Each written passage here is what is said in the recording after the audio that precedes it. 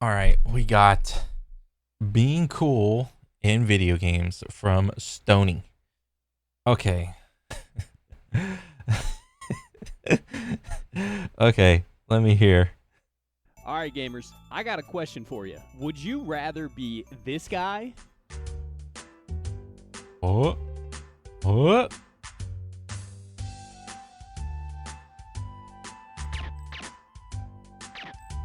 oh. or this guy?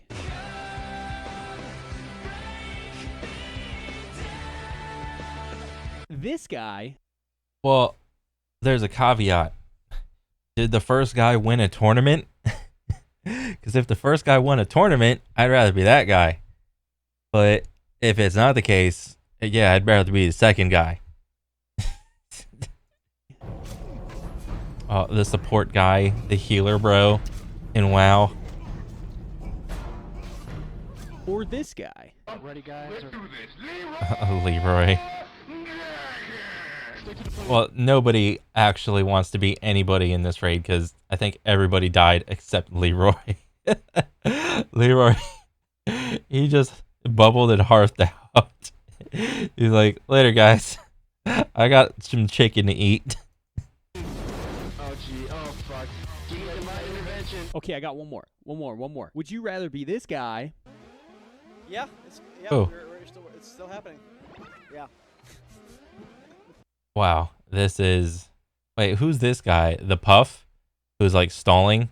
This is, like, a tale as old as time. The staller versus the aggro person. This is, like, in every fighting game, bro.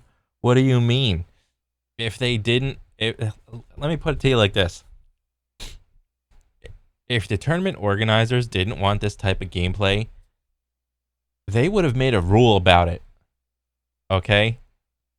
Since that's not the case, they're okay with this. And the only thing that matters at the end of the day is who takes home the W. All right? Who's taking home the trophy, the medal, the first place. You know, you could go back and look at every minuscule detail about that person and how they won. That is something for like the super hardcore fan base to examine across not just Super Smash, but across like every contest of like video games, and not just video games, real sports as well. The only thing that people will remember is the amount of number ones you have. That's it. This is still happening, Toph. It is, yeah. How long no, has this you're set right. been going on, dude? I don't know. I'm falling asleep here. or the motherfucking goat?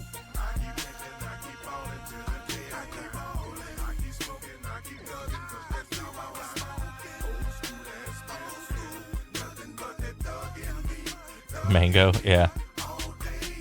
The concept of being cool or lame in video games, it's such an interesting topic because Oh, it is, especially in fighting games where you have projectile characters or keep away characters, and you have like aggressive characters. Characters are supposed to be like in your face, doing damage, doing combos, and all that shit. I mean, yeah, I mean, but that's like where gameplay comes in. I mean, this you could even see this in like card games, decks that are designed to stall you out or just drain your entire deck and just outlast you in every way, shape, or form. Or you have like the super aggressive decks that are, could potentially kill you in like 2, 3, 4 turns or however long. there is this almost unwritten gamer code that everybody seems to just kind of know. It's like, okay, in real life, we have those too, right? We know that this motherfucker right here, this dude is cool. And this Yeah. this guy, maybe the opposite. I'm not sure. I'm not going to judge him, but, is just not given cool. I think the interesting part is how we have also brought this over to video games, and Yeah. we just kind of sort of know what is cool and what is not sometimes. Yeah. Or, But I mean, honestly, yes, you can kind of go with that. Like everybody knows what's cool and what's not cool. What's cool is winning, and sometimes to win, you got to be a dork. at least we think we do. What does cool look like? A wise man once said, leave a man in a room alone and damn it, he will only upgrade strength. You cannot convince me otherwise, because if this is not the coolest way to play through a Souls game, then I don't know what is. Who doesn't want to fucking play the game as like Guts, dude? But is that really all it takes? Just the idea of looking like a cool anime character is enough to consider the entire playstyle cool? Not exactly, right? I think this is where we need to break down what coolness really is in games and the form that it kind of takes. I mean, coolness, like when I was a little kid, I 100% would have gone with like appearance. But like as I get older, coolness in video games, like yes, like while this does kind of play a part, it doesn't play as big a part. Like when I was a little kid, this was like a big pie slice. But as I got older, it's like the pie slice is like of appearance is like way thinner. The pie slice that has grown like larger as I get older, but maybe when I was a little kid wasn't as big, was the skill factor, being good at video games. And as hilarious as it is to say, I mean, there's a ton of things, pointless things that people give a shit about. And yes, being good at video games is like, it's like a whatever trait to most people, but hey, I mean, I got like 70, 80 more years on this planet. Just let me enjoy whatever the fuck I want, all right? Yes, I can enjoy whatever the fuck I want, and yeah, you can have an opinion about it, but I also have the opinion that your opinion's fucking stupid. Appearance is one. We also have playstyle, and then there's a lot of psychology shit we're going to talk about. Yeah. Like I was just talking about with the Guts thing, appearance is probably one of the easiest and most surface level ways to let a player feel cool in game. Exactly. Like, you know how old people, or not just old people, but anybody that likes golf actually has like an ego about being good at golf? I can't imagine that. But to those people, being good at golf is like the peak of their like existence. I say good for them, dude. Because I think golf is stupid. Okay? Games. Maybe the game lets you put on different armor or clothes, or maybe it's not that and maybe it's more of a character selection thing. I'll say it right now. If you were that dude who picks Mario in any of the Mario sports, party, or kart games, right? Like, I don't know, man. I just think we have a lot cooler options out here. I don't know. Nope. Just pick Mario. That's the default Andy. You know why? Because when you're not worried about how cool you look, you worry more about the performance. And anybody that's played video games like 15, 20 years ago knows nobody ever got props for looking cool and losing. That situation has never happened. What has happened, as is more likely the case, is you win while simultaneously looking like a dork.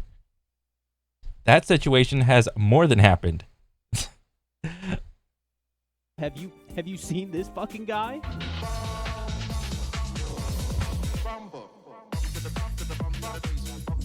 Shy guy. Or a farming raw goat. Customization for the sake of look alone is only the first layer of what really makes look a big factor of being cool in games. I mean, I guess it's cool to look like this. Bro, who is buying this? Somebody, please. Like, donate to this person's charity. Like, they need help. In Fortnite, but it's definitely a lot cooler to rock some shit like this that was maybe earned or unlocked through hard. Okay, the whole earn my cool stuff, but versus buying my cool stuff. I mean, obviously. So you agree with me? Earning cool things means you put performance over looking cool, and looking cool is just a byproduct of performing well. So you agree with me? The person that has like the $2,000 skin in Fortnite actually just has a big dunce cap on. hard work or a certain set of game parameters. There's a reason recon armor in Halo 3 was such a coveted look. It's because, yeah, I guess it does look pretty fucking sick on its own.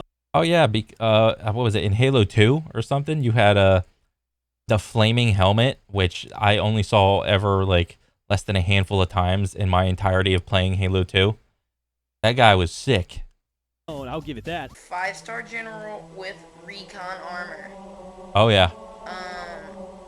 This is probably the sickest thing I've ever seen on Halo. But the impressive part is that you also know the First, remember when you need remember that you need a copy of Halo 3 and you need to be a Bungie employee or something amazing, otherwise you're fucked. person wearing it must have done something that impressed the game devs, resulting in them giving them recon. Or later on, you know, they completed the Vidmaster achievement, which that shit's no joke to finish. And even if it wasn't recon, I still think it was Oh yeah, the Hayabusa one. That one was sick.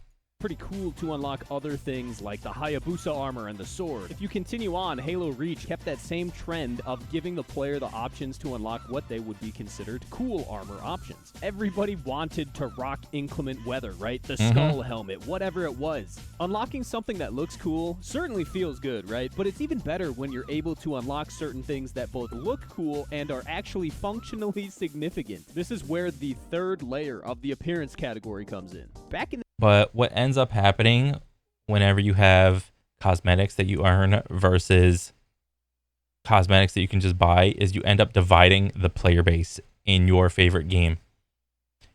And so in so doing that, whenever you have cosmetics that don't look as cool as like the earned stuff, you literally just devalue your own creations as a developer. So that's why when you go ahead and make the cosmetics, like the paid ones, they have to look cooler than the earned ones nowadays. Back then, it was reverse. Back then, it was like the earned ones were cooler because more emphasis more emphasis was placed on like the earning skill factor of doing the thing than it was just buying it outright. That didn't mean shit. I mean, it still doesn't mean shit, but I think people forget that it doesn't mean shit. In the day, dude, seeing MF with the Thunder Fury Blessed Blade of the Windseeker in WoW, that was like a holy shit moment. For you non-WoW people, getting that shit required a massive grind of materials that were all pretty hard to find and come across, so like, you know that dude is really about that life if they have that thing. And then it's also just like the best tank weapon in the game, so damn, you know they're gonna be nasty at tanking too. That means they're being good and they're looking good while doing it. That is just the straight up definition of being cool in games. Being dripped out with some badass weapon or armor and messing shit up with it, that's certainly one way to go about being good while looking good. But another is where the actual gameplay part comes in. Oh, play style. Okay, first off, sorry all you sports ball ass gamers out there. We're gonna go back to the real life comparisons real quick. We got any hoop heads in chat? I'm gonna ask you all to picture who are some of the coolest basketball players in NBA history, right? I'll give you a second. What? Like, I remember back in the day, I mean, Michael Jordan, like the Bulls, everybody on the Bulls was cool. Muggsy Bogues, because he was like the short guy and he could just out dribble everybody and just break ankles. I'm not too much of a hoop head, so that's pretty much it. But yeah, and then you fast forward to modern day basketball. What's the meta in modern day basketball?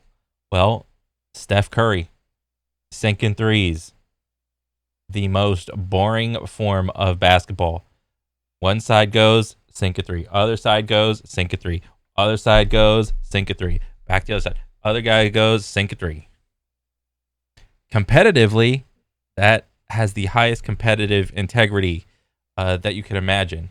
Because, I mean, it's not like they're sinking threes like just behind the line. They are stepping back a couple steps also and sinking threes from well behind the line. Okay? So when that becomes the meta, that becomes the most efficient way to win games, you better believe that's what people are going to do. People aren't over there trying to like really break ankles and just, have someone just like on their ass from like out dribbling them.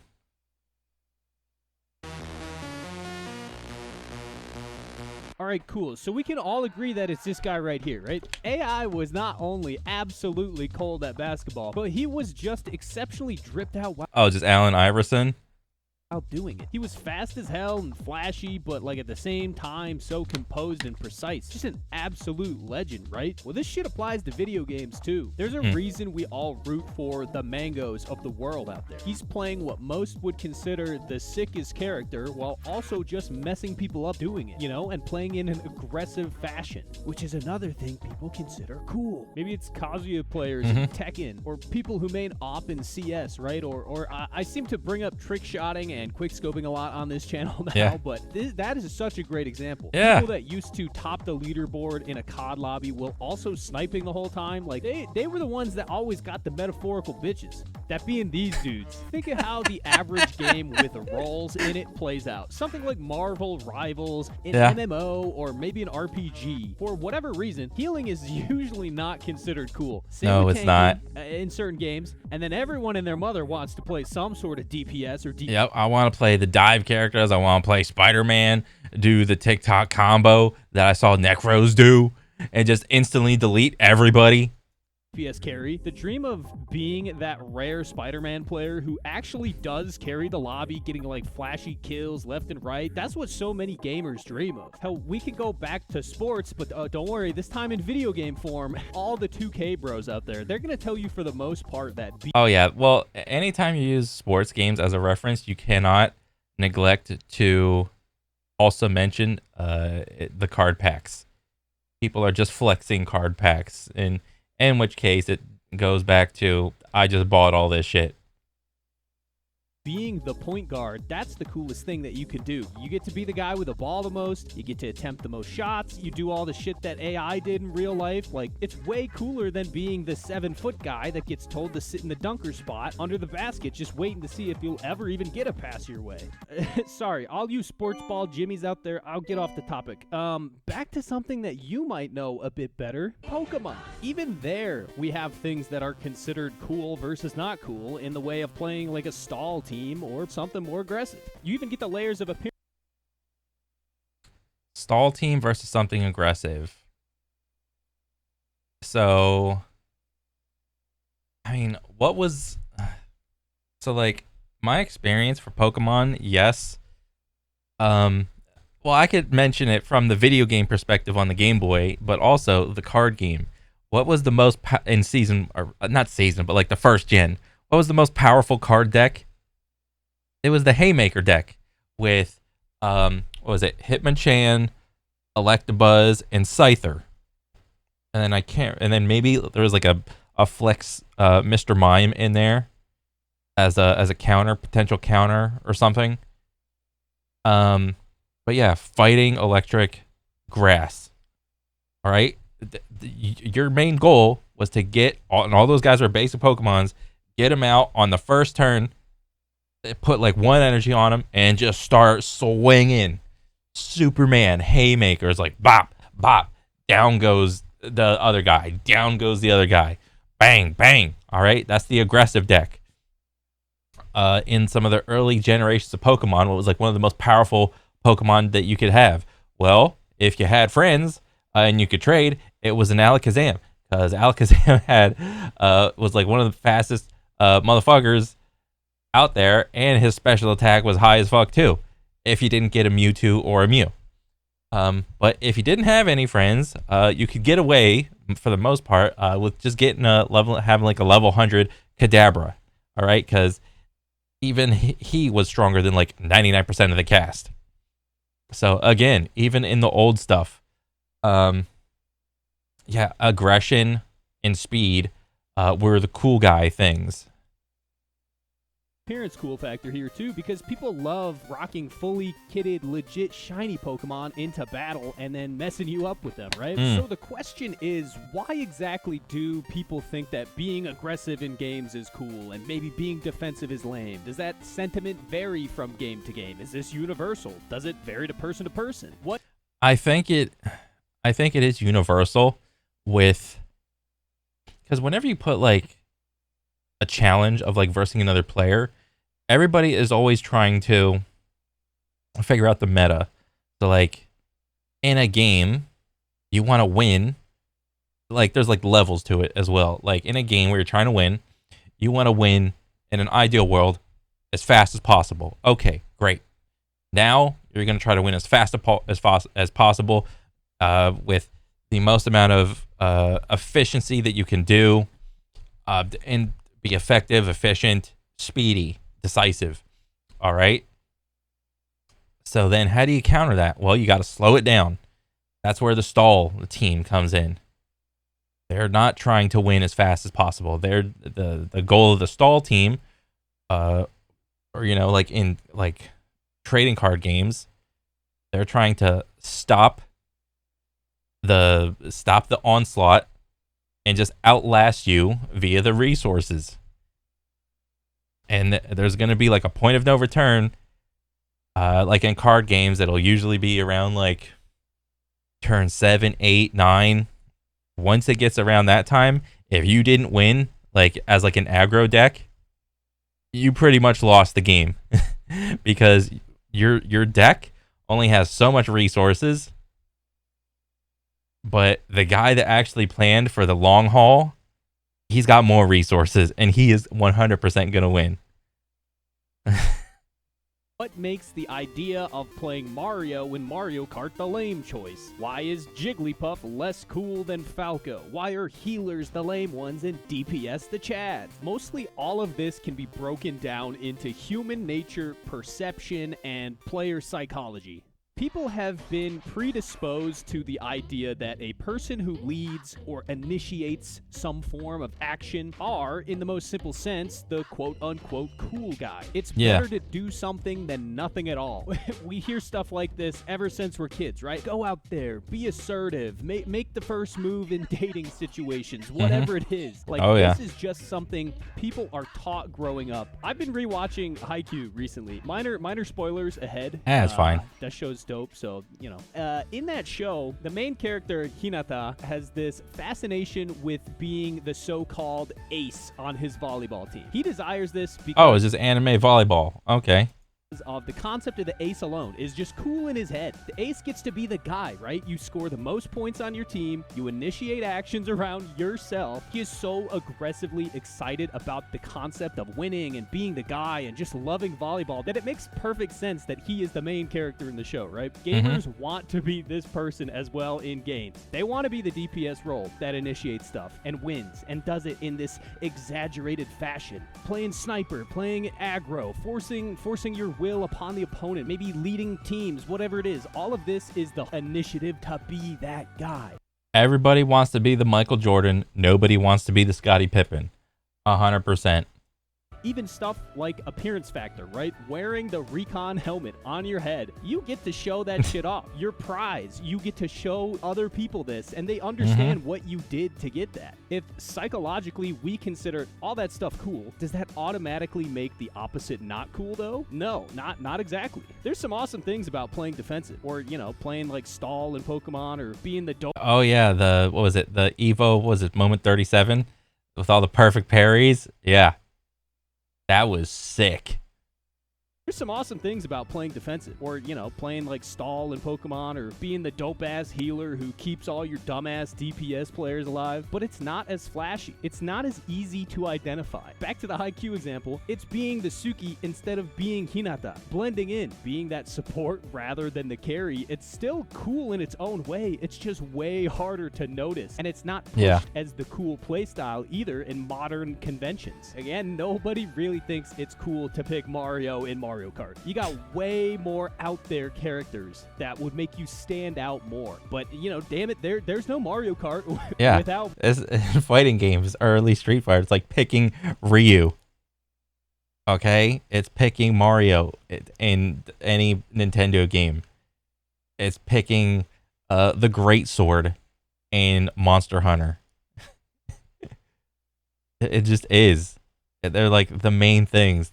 Mario. Having this sense of cool or uncool in games, for as goofy as it might sound, is actually really important and leads to Oh, yeah. greater games because of it. For one, usually games that let players express themselves as cool or uncool usually already have a great creative gene in them that, hey, I've talked about that type of shit in a Ooh. previous video, so go watch that if you haven't. But what it does create is more gameplay variety through means that might not be intentionally designed. Oh, yeah. There is nothing in the game that says playing Falco in Melee is cool or Puff is lame, but those characters, they can create that sense on their own through maybe the players they attract or what gameplay style they tend to end up leaning towards. I think it is pretty sweet, and it shows this level of personality within the characters. There's nothing in MW2 that says you get extra points on your team for hitting the sickest trick shot known to man, but Yeah, but socially, whenever you hit it, the whole lobby goes crazy, and that's what you want.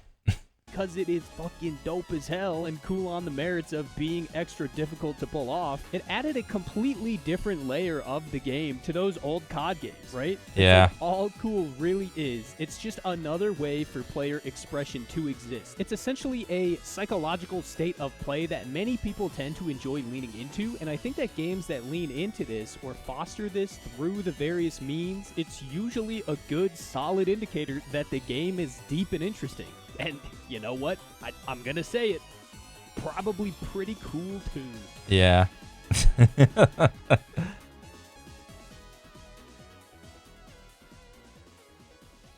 Oh, man. That was a nice little video.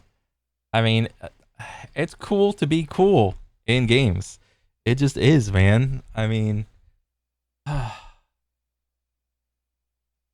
don't know. Whenever, even like playing like new, it feels like a lot of games that come out, it's hard to make yourself just cool.